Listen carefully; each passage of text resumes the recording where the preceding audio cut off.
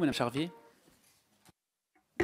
Merci Monsieur le Président. Je vais être brève, j'ai une question pour chaque ministre. Ma première question porte sur l'éducation prioritaire.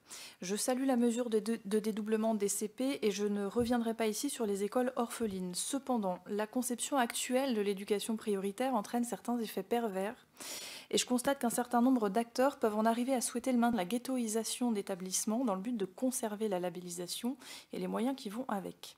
Donc, Monsieur Blanquer, comment garantir à la fois une meilleure mixité sociale, en même temps que le maintien des moyens là où c'est nécessaire pour lutter contre les inégalités? Et puis, Madame Buzyn, je partage les remarques de mes collègues sur le non-recours et il faut avoir conscience de la difficulté à remplir certains formulaires de demande de prestations. Je pense par exemple à celui de la CMUC. Or, l'attribution de certaines prestations, par exemple l'ACS, a été automatisée pour les bénéficiaires de l'ASPA.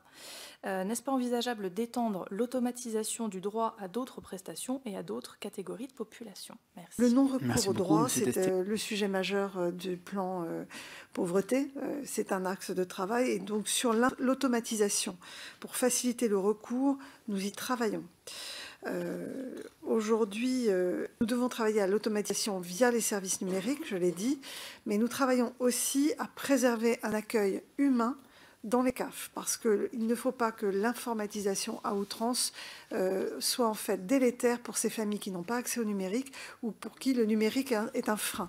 Donc si nous numérisons plus, nous préservons systématiquement dans tous les lieux un accueil humain et d'accompagnement au numérique pour accéder au recours. Deux sujets, Enfin, trois sujets qui sont autour de l'éducation prioritaire.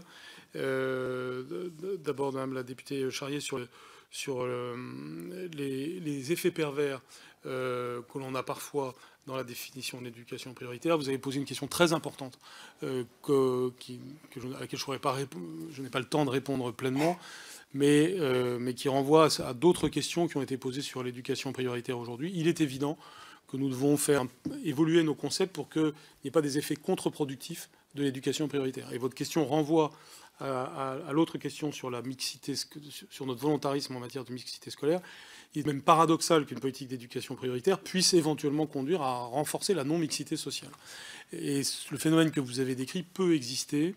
Quand je veux résumer ce qui, à mon avis, doit guider l'éducation prioritaire dans le futur, je dis que plutôt que de la concevoir comme une indemnisation d'un problème ou d'une souffrance, ce qui est parfois un petit peu la conception qu'il y a, nous devons la concevoir comme une stimulation de la réussite. Et c'est notre manière de voir l'éducation prioritaire qui nous permettra justement, par exemple, d'accentuer la mixité sociale en éducation prioritaire, et ainsi, en donnant des moyens pour accentuer cette mixité sociale, et cette mixité sociale étant réalisée, sortir de l'éducation prioritaire, ce qui normalement devrait être un but et une joie quand ça arrive. Ce qui n'est jamais le cas, ou pratiquement jamais le cas aujourd'hui. Plus facile à dire qu'à faire, mais en tout cas, je pense qu'il y a une philosophie de l'éducation prioritaire pour une efficacité au service des plus défavorisés qui doit nous guider et qui doit être l'objet de larges discussions entre nous et avec tous les interlocuteurs concernés. La question